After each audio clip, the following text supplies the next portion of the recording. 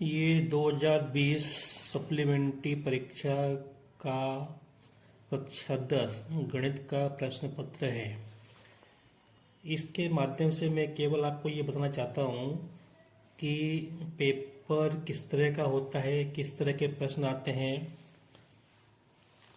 तो मैंने पिछले वीडियो में भी आपको कुछ जो है पिछले वर्षों में जो प्रश्न आए थे उनको हल करवाया था। अब मैं इस पेपर में 2020 का पेपर है, मैं आपको हल करवा रहा हूँ यहाँ पे। तो इसको ऐसे सोच लगा 12, 15 और 21 का HCF। तो मैंने आपको पहले भी बताया है HCF क्या होता है। 12, 15, 21 का जो HCF होगा वो या तो सबसे छोटी संख्या होगा, मतलब 12 हो सकता है या 12 से छोटी संख्या है। तो इसका मतलब ये है कि ये 420, 210 तो हो ही नहीं सकती, बची 3 और 9, इनमें से कोई एक संख्या हो सकती है। तो अब देखो इनमें से 3 का भाग इसमें जा रहा है क्या? बिल्कुल जा रहा है। 3 का भाग तीनों में जा रहा है। क्या 9 का भाग 12 में नहीं जा रहा, 15 में नहीं जा रहा, 21 में नहीं जा रहा? तो ये नहीं हो सकता है। तो 3 का भाग तीनों में जा रहा है, इसलिए हमारा HCF क्या होगा? 3 होगा। अगला प्रश्न है, ये बहुपद दिया है, इसके शून्य कितने होंगे? जितनी घातांक होती है उतने शून्य होते हैं। तो घातांक 2 है तो इसके 2 शून्य होंगे, तो ये वाला उत्तर सही है। फिर ये अपने को 2 रेखाओं के समीकरण दिए हैं।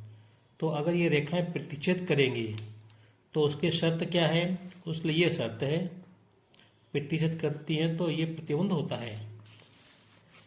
ये काय के लिए होता है? जब रेखाएं समपाती हों। ये काय के लिए होता है? जब रेखाएं समांतर हों। और ये काय के लिए होता है? इसका मतलब ये है कि रेखाएं प्रतिच्छेदी नहीं है। तो क्या होगा? या तो समांतर होगी या समपाती होंगी। ठीक है, तो इसलिए अपने को ये तीसरा अनुपात दिए ना C1/C2, C1/C2, इसको अपने को देखना पड़ेगा। चलो आगे देखते हैं।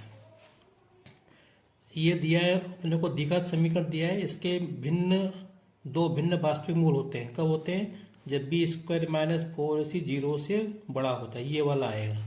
दो भिन्न वास्तविक, अगर ये मान 0 के बराबर होगा तो हम कहेंगे मूल समान है, वास्तविक मूल समान है। ये तो होता ही नहीं कुछ।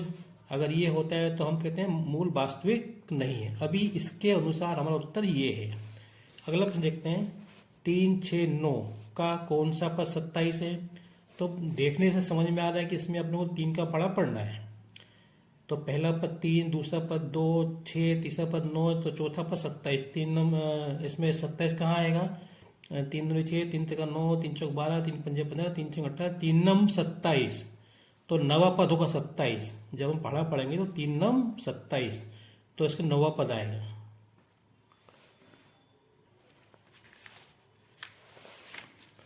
ये बहुपद दिया है कि शून्यकों का योग क्या होगा? तो आपका मतलब शून्यकों का योग क्या होता है? -B/A। तो A का मान है 1, B का मान 4, तो शून्यकों का योग क्या होता है? -B/A बराबर -B का मान कितना है? 4, A का मान कितना? 1, तो -4 आएगा। तो इसमें क्या है, आंसर में आपको -4 यहाँ पे लिखना है। समपाती रेखाओं के समीकरण, जब दो समीकरण होते हैं उनसे अपन दो रेखाएं खींच सकते हैं। अगर वो रेखाएं समपाती होंगी, है ना, तो उसके अनेक हल होते हैं।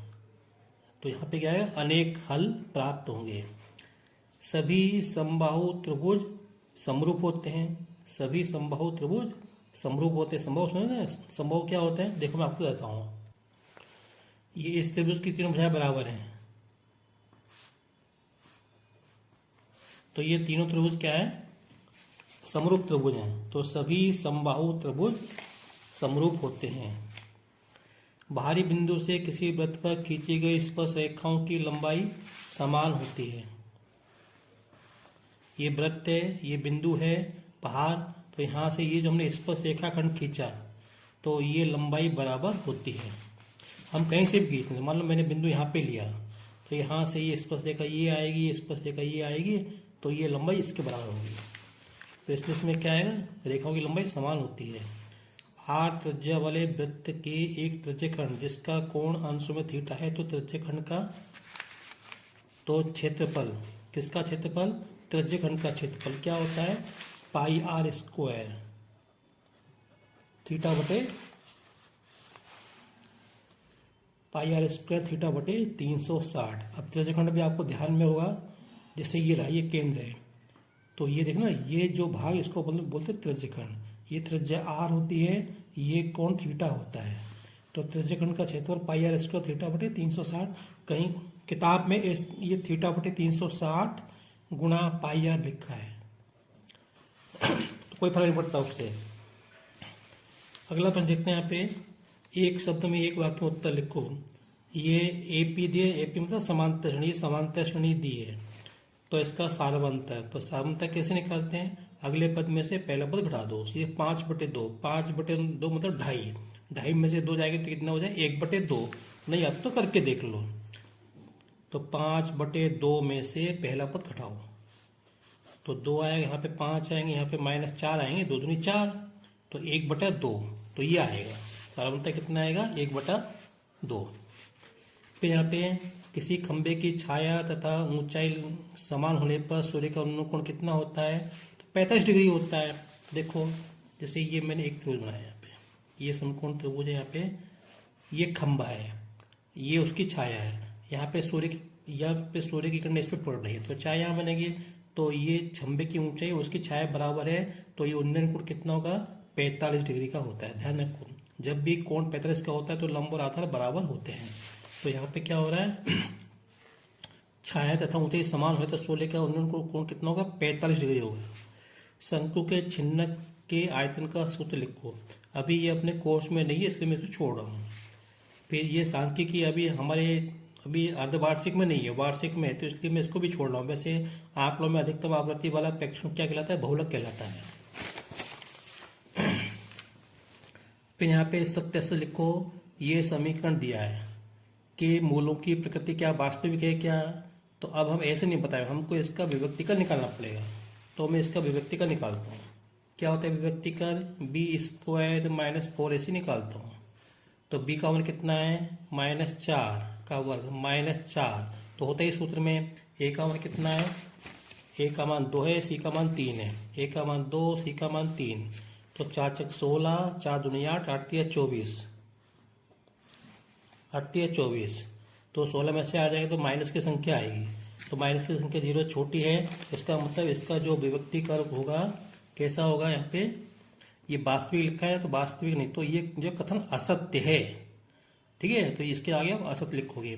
फिर समकोण त्रिभुज का क्षेत्रफल 1/2 गुणा आधार गुणा शीर्षलंब होता है, हाँ बिल्कुल सही है, शीर्षलंब का मतलब ऊंचाई होता है, तो ये जो कथन सत्य है।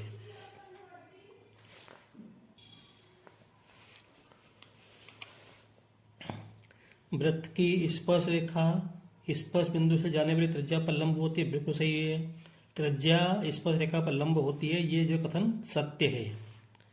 यदि वृत्त की त्रिज्या 6 सेंटीमीटर है तो उसका क्षेत्रफल 36 पाई होता है, तो देख लो पहले तो ये देखो वृत्त का क्षेत्रफल क्या होता है, पाई आर वर्ग होता है, तो पाई आर का मान कितना है 6 का, तो 6 का वर्ग 36 होता है, तो 36 पाई सही लिखा है आपने, तो ये जो कथन सत्य है।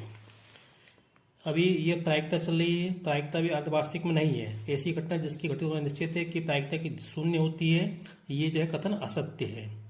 तो सही क्या है, सही ये है कि यहाँ पे 1 होना चाहिए, निश्चित घटना की प्रायिकता 1 होती है, अभी ये असत्य है।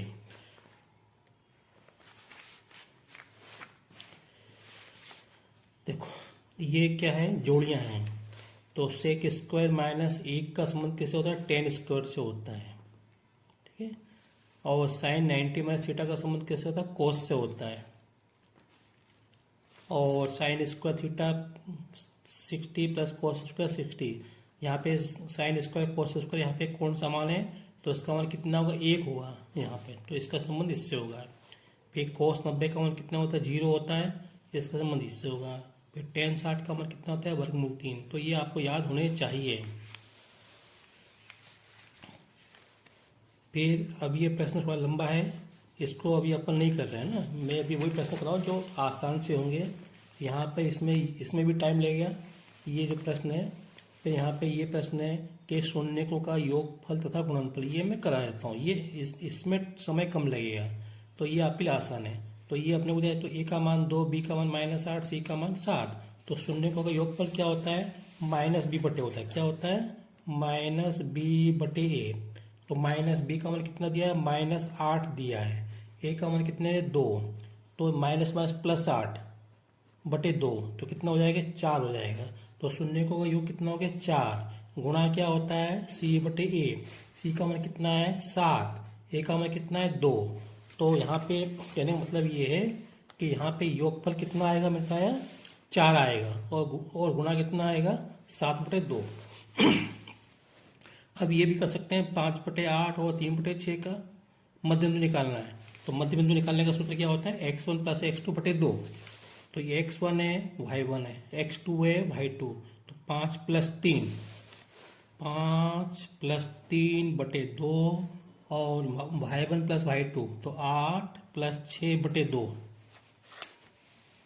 तो 5 8 बटे 2 तो 4 आ जाएगा।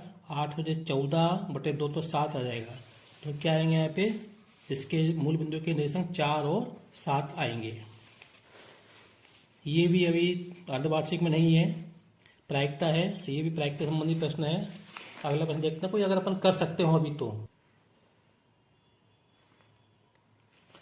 अब देखो, हमको एचसीएफ निकालना है किसका?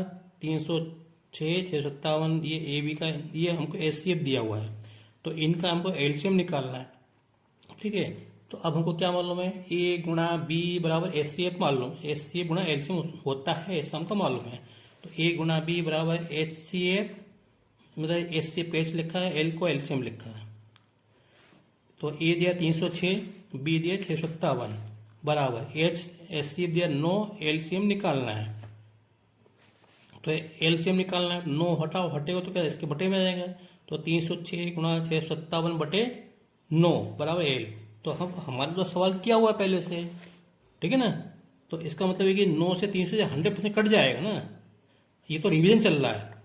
तो 9 का भाग इसमें जाएंगे, 9 3 27 बचे कितने? 3 उतारा 6, 9 चौक 36। अब 34 गुणा 657 में कर देना, तो जो आएगा वो एलसीएम आ जाएगा। आप देख लो किस तरह के प्रश्न आए हैं पूरक परीक्षा में।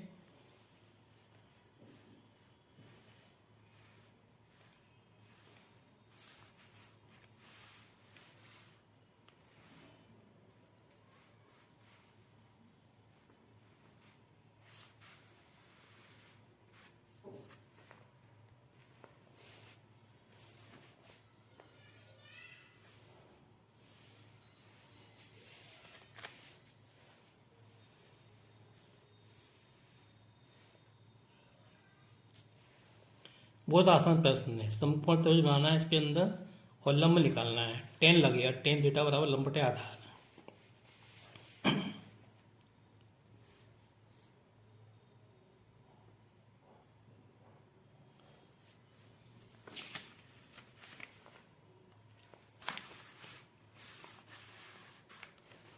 अब ये प्रश्न है, इसके अंदर समकोण त्रिभुज वाला सूत्र लगेगा, कर्ण बराबर लंब का वर्ग प्लस आधार का वर्ग।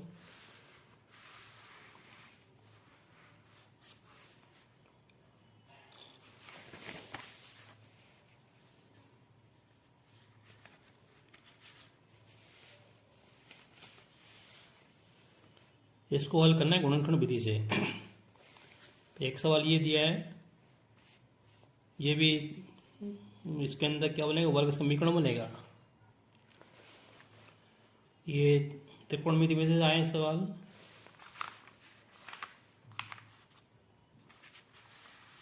अथवा में ये प्रश्न दिया हुआ है हमको, ये रचना अभी सिलेबस में नहीं है, भी हटा दी गई है, तो ये तो नहीं आएगी अभी सिलेबस में, ये भी नहीं आएगा ना, ये नहीं आएगा।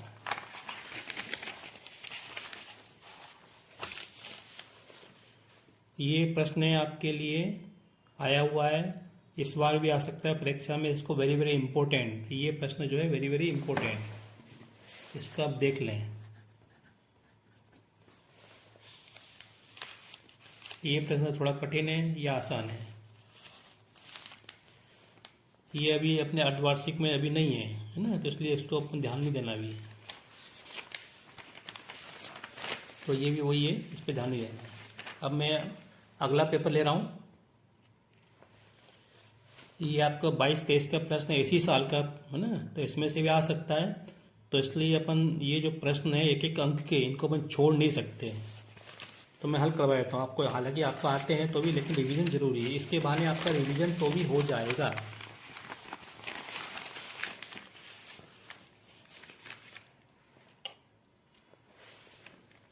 तो 12 और 15 का एचसीएफ क्या होगा, मैंने पहले ही बताया था। 12 और 15 का एचसीएफ जो है वो या तो 12 होगा छोटी संख्या, या इससे कम, और ऐसी संख्या जिसका भाग 12-15 दोनों में जाए। तो इसका मतलब आप इसमें से कोई सी हो सकती है। तो देखो ये सम है विषम है, तो 4 और 10 तो हो नहीं सकते, ठीक है। तो 3 और 5 होते हैं, 5 का भाग 12 में नहीं आएगा, 15 में जाएगा, लेकिन 3 का भाग 12 में भी जाएगा, 15 में भी जाएगा। तो इसलिए हमारा एचसीएफ क्या होगा, 3 होगा। फिर यहाँ पे ये बहुपद दिया है, इसके शून्य का अल्फा बीटा है। तो अल्फा प्लस बीटा मतलब शून्य का योग क्या होता है, -b/a होता है। तो इसका उत्तर ये होगा। फिर अभी हमने कई बार चर्चा करी है, जब ऐसा होता है तो क्या होता है, कोई हल नहीं, तो कोई हल नहीं होगा, ठीक है। गलती से इस पे मत लगा देना। इसका मतलब ये होता है इनमें से कोई भी, तीनों में से कोई नहीं, जबकि इसका मतलब ये है कि यहाँ पे कोई हल नहीं होगा। फिर ये दिया है ax वर्ग प्लस बी एक्स प्लस सी बराबर 0 के मूल समान है। तो विभक्ति का क्या होता है, शून्य के बराबर होता है, ये शून्य। कई बार क्या होता है, ऐसे लिख देते हैं b² - 4ac ऐसे लिख देते हैं। तो इसका मान शून्य की बात एक ही, चाहे शब्दों में लिखो चाहे ऐसे लिखो, ठीक है। तो शून्य आएगा। जब मूल समान होते हैं तो विभक्ति का मान शून्य होता है। वैसे ये दिया है आपको। अब इसका हमको तीसरा पद निकालना है। क्या निकालना है, तीसरा पद। तो देखो यहाँ पे एक बार सोचो, ये 10, 7, 4 घटते क्रम में क्या है, घटते क्रम में, तो घटते क्रम में माइनस भी आ सकता है ना। तो ये तो संख्या, ये तो हो ही नहीं सकता 97 और 77, क्योंकि 97 और 77 इस तरफ आएगा। तो अब इन दोनों की संभावना है, तो इसको अपने को इसको अपन करके देख लेते हैं। ए का मान कितना होगा, 10। डी का मान मतलब सारवंता कितना होगा, 7 में से 10 घटाओ तो -3 होगा। तो सूत्र कौन सा लगेगा, ए एन बराबर a plus n minus one into D. तो इसको मैं करके देख लेते हैं। ए एन बराबर a plus n minus one into D. तो ये तो पूछा है कि का तीसरा पद है।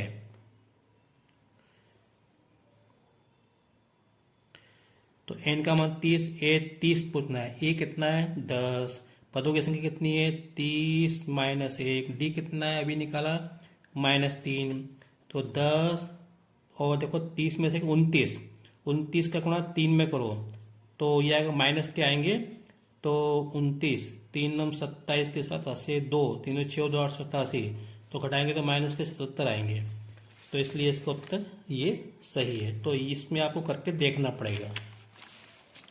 दो समरूप त्रिभुज की भुजाओं का अनुपात 4:9 है। तो त्रिभुज के क्षेत्रफलों का अनुपात क्या होगा, त्रिभुज के क्षेत्रफलों का अनुपात संगत भुजाओं के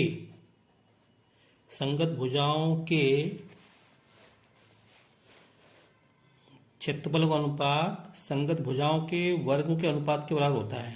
तो 16/81 होगा, तो ये आएगा। अगर यहाँ 9/4 होता तो ये आता, ठीक है।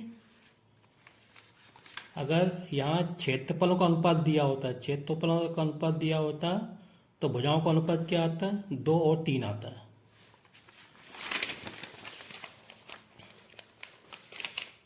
तो वर्गमूल 2 क्या है, परिमेय संख्या है, वर्गमूल 2 अपरिमेय संख्या है। द्विघात बहुपद में शून्यों की अधिकतम संख्या कितनी होती है, 2 होती है। अब इसको देखते हैं। ये अपने को एक रैखिक समीकरण दिया है, इसमें x और y के मान दिए हैं। तो k का मान निकालना है। तो x के स्थान पर रखो 2, तो 2 × 2 4, y के समय वो 1, तो 4 + 1 5, तो k का मान कितना आएगा, 5 आएगा। तो ये वाला आएगा। फिर एक समीकरण है px बराबर 0, जहाँ px की घात 2 का बहुपद, ये क्या है, घात 2 का बहुपद हो। तो इसको अपन क्या बोलते हैं, समीकरण बोलते हैं। द्विघात समीकरण क्या हो? द्विघात, घातांक 2 है ना, लिखो घात 2 लिखे ना, तो ये द्विघात समीकरण होगा, ये आएगा। घात 3 होती तो त्रिघात आता। ए बी सी समांतर श्रेणी में हो तब बी को ए और सी का मध्य पद कहते हैं। क्या कहते हैं? मध्य पद, क्योंकि बी क्या है? बीच में आ रहा है, मध्य में आ रहा है, इससे मध्य पद कहते हैं। मध्य पद या समांतर माध्य कहते हैं। ठीक है। समरूप त्रिभुज की संगत भुजाएं समानुपातिक होती हैं। समान अनुपात मतलब समान अनुपात में होती हैं, यह आएगा। समान मत कर देना। अगर यहाँ लिखा था समरूप त्रिभुज की संगत भुजाओं का अनुपात लिखा होता तो हम समान लिखते हैं यहाँ पे। चलो, 9 और 27 का एलसीएम, तो एलसीएम क्या आएगा? या तो 27 आएगा, 27 से बड़ी संख्या आएगी। रेखिक बहुपद की घात 1 होती है, और इसमें अगर हम, तो इसका संबंध किससे? 1 से है। इसमें यदि x का मान 0 रख दें, ये समीकरण दिया, x का मान 0 रख दें, तो y का मान क्या मिलेगा? -3/2, तो ये -3/2। द्विघात समीकरण के मूल, तो इसको हल करेंगे तो क्या आएगा? इसके गुणनफल हो जाएंगे x + 1 x - 1, तो यहाँ से x के 2 मान मिलेंगे, 1 और -1 मिलेगा, तो ये रहा यहाँ पे। समांतर श्रेणी का nवां पद क्या होता है? ये होता है। सभी वर्ग क्या होते हैं? समरूप होते हैं, ये लिखा है यहाँ पे, सभी वर्ग समरूप होते हैं। 9 और 27 का एलसीएम 27 आएगा, 27 आ गया यहाँ पे। रेखिक बहुपद क्या? 1 हो गई यहाँ पे। तो अब देखो यहाँ पे ये 6 ये दिए, यहाँ पे अब लोग 8 10 दिए हैं, ज़्यादा 3 4 5 6 7 8 दिए हैं, तो ये दोनों 2 बच रहे हैं यहाँ पे। इनका किसी से कोई संबंध नहीं दिख रहा अपने को। द्विघात समीकरण की विभक्ति का मान ऋणात्मक हो तो उस समीकरण के मूलों की प्रकृति कैसे? अवास्तविक। अवास्तविक लिखो, वास्तविक नहीं लिखो, काल्पनिक लिखो, एक ही बात है। अब इसमें 40 पदों की संख्या कितनी है? मतलब ये अपने को समांतर श्रेणी दी है, अंतिम पद दिया 40, तो पदों की संख्या मतलब n का मान निकालना है। ये a है, d कितना हो गया? 2। कैसे? 6 में से 4 गए तो 2, तो ये अपना n है, तो n का मान निकालना है। तो हम सूत्र लिखेंगे यहाँ पे, मैं यहाँ पे कर देता हूँ। यहाँ पे an बराबर a + n - 1 × d, तो n का पद कितना है? 40। a का मान कितना है? 4। n - 1, n तो निकालना है, d कितना है? 2 निकाला भी हमने, तो 40 बराबर 4, ये प्लस आएगा, 4 + 2 कौन है इसमें? 2n - 2। ठीक है, 4 में से 2 गए तो 2 को इधर लाओ तो 42 हो जाएंगे, बटे में ये 2 बटे में आएंगे, बराबर n। तो 2 का भाग 42 में कितने बार जाएगा? 21 बार जाएगा, तो n का मान 21 आएगा। तो यहाँ से लेकर यहाँ तक कितने पद होंगे? 21 पद होंगे ये। फिर क्या भुजाओं 6 8 10 से निर्मित त्रिभुज समकोण त्रिभुज होगा? तो देखो, अब ये सबसे बड़ी भुजा है, इसका आप वर्ग करो 100 आएगा, 10 का वर्ग 100, इनका वर्ग करो और जोड़ो तो 100 आएगा। 6 का वर्ग 36, 8 का वर्ग 64, जोड़ेंगे तो 100 आएगा। तो इसका इन दोनों के वर्गों का योग इसके वर्ग के बराबर है, तो समकोण त्रिभुज है। तो ये हम लिखें, हाँ समकोण त्रिभुज है। पाइथागोरस प्रमेय का कथन लिखो, किसी समकोण त्रिभुज में कर्ण का वर्ग अन्य 2 भुजाओं के वर्गों के योग के बराबर होता है। इसमें हमको चित्र भी बनाना चाहिए समकोण त्रिभुज बना के, और फिर उसका नाम देंगे ए बी सी बराबर, ऐसे लिख के ए सी बराबर ए बी वर्ग प्लस बी सी वर्ग भी हमको लिखना चाहिए। फिर ये दिया है को मिलाने वाली रेखा के मध्य बिंदु के निर्देशांक, तो क्या होते हैं? अभी मैंने बताया x1 + x2 बटे 2, तो 1 प्लस ये x1 y1 x2 y2, तो x1 + x2 बटे 2, 1 और 3 4, 1 और 3 4, 4 बटे 2 तो कितना आएगा? 2 आएगा। फिर 2 और 4 6 बटे 2 तो 3 आएगा, 6 बटे 2 3 आएगा, तो 2 और 3 होंगे, मध्य बिंदु क्या होंगे? 2 और 3। अब ये प्रश्न अभी छोड़ो, लंबा है ना, इसको टाइम लगे, कर ले कुछ नहीं। ये इन तीनों को जोड़ो और 3 का वो शायद 3 का भाग 2 का भाग देना है ना, देख लेंगे इसको अभी अपन। फिर सत्य असत्य, एक प्राकृत संख्या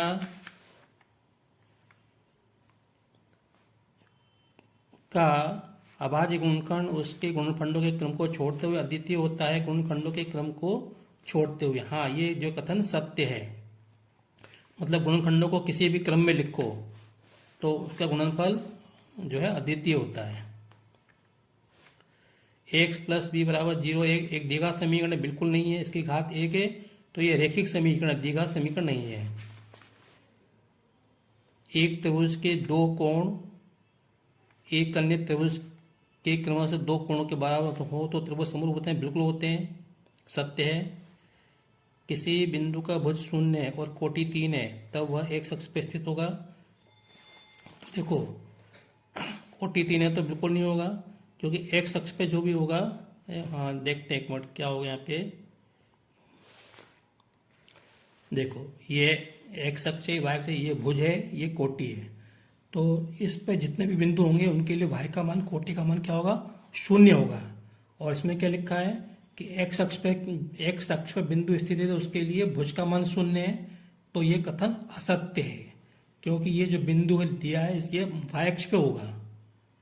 भुज 0 कोटि 3 तो ये बिंदु कहाँ होगा, वाई अक्ष पे होगा। इसमें क्या लिखा, एक्स अक्ष पर है, तो इसलिए ये जो है कथन असत्य है। फिर लिखा है, ये अपने को बिंदु दिया है यहाँ पे 4 3 कहाँ गया, ये रहा प्रश्न। ये बिंदु 2 5 दिया है, तो इसको भुज बोलते हैं, इसको कोटि बोलते हैं। तो 5 को पी का भुज बोलते हैं, बिल्कुल नहीं बोलेंगे, क्योंकि इसको तो कोटि बोलेंगे। 5 क्या है, कोटि है, तो ये कथन असत्य है। इसमें क्या भुज लिखा है, अगर कोटि होता तो हम कहते सत्य है। कि मूल बिंदु से बिंदु की दूरी एक्स वर्ग प्लस वाई वर्ग होती है वर्गमूल, हाँ होती है, बिल्कुल सही कथन है यहाँ पे। फिर अब ये प्रश्न इतने हो गए, ये 30 अंक के प्रश्न हैं कुल मिला के, 30 या 32 नंबर के प्रश्न हैं। अब ये थोड़ा प्रश्न लंबा है, इसके बाद में चर्चा करेंगे। इस पे 4 पे घात n पे विचार करो। क्या कोई मान है जिसके लिए 0 बिल्कुल नहीं है यहाँ पे n का ऐसा कोई मान नहीं है जिसके लिए इकाई के स्थान पे क्या है, 0 है, क्योंकि इकाई के स्थान पे 0 तभी आएगा जब इसके गुणनखंड में 2 और 5 हो। इसके गुणनखंड में केवल 2 आ रहा है, 5 नहीं आ रहा है, तो इसलिए इसके इकाई के स्थान पे ये 0 समाप्त 0 नहीं आएगा। बाकी आप देख लो, इसको अभी हमने किया था, इसको अभी अपने किया था पिछले, अभी इसी में किया था। फिर यहाँ पे एक्स वर्ग माइनस 3 के शून्यक, एक्स वर्ग माइनस 3 के शून्यक, तो क्या आएंगे, इसके दो शून्यक आएंगे, वर्गमूल 3 और माइनस वर्गमूल 3। ये लंबा प्रश्न है। ये के शून्यकों का गुणनफल, तो बहुपद के शून्यकों का गुणनफल क्या होता है, सी बटे ए। क्या होता है, सी बटे ए। गुणनफल क्या होता है, सी बटे ए। सी का मान 8, ए का मान 1, तो 8 बटे 1 तो 8 आएगा। शून्यकों का गुणनफल क्या, 8 आएगा। तो इसके बजाय ये प्रश्न आसान है ना, चलो इसको भी कर सकते हैं। एक शून्य के ऐसा है तो इसको अपने कर सकते हैं, लंबा है, लेकिन अब ये प्रायिकता है, अभी अपन को डिस्कस नहीं करना है, इस पर चर्चा नहीं करनी है। सॉरी, ये प्रायिकता नहीं है, ये रैखिक समीकरण का प्रश्न है, तो अभी ये लंबा है, इसको अपन बाद में देखेंगे। ये भी बाद में देखेंगे, इसको अपने को इसके बाद में करेंगे।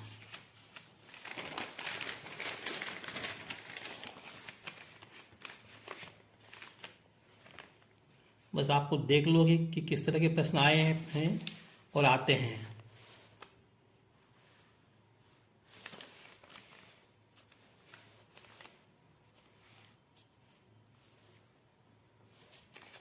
तो ये त्रैमासिक का पेपर है इसी साल का, तो ऐसा नहीं कि इसमें से नहीं आए, इसमें से भी आ सकते हैं। अगर आप ये कर लोगे तो आपको बहुत आसानी होगी।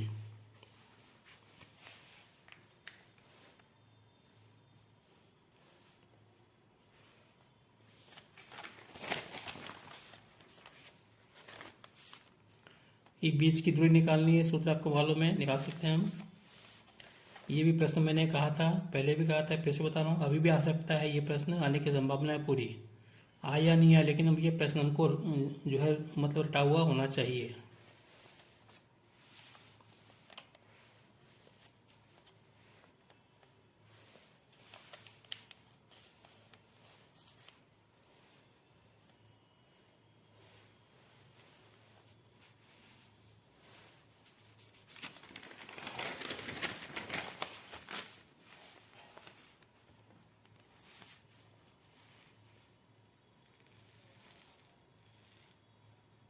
ठीक है बच्चों, बस इस वीडियो में इतना ही। बाकी के और अगर मिलेंगे तो मैं आपको बताऊंगा। अगर आपको मेरा वीडियो पसंद आया हो, आपके लिए कुछ फ़ायदेमंद हो, तो इसे लाइक करें और दूसरे छात्रों को शेयर करें और आपको सब्सक्राइब करें। Thank you.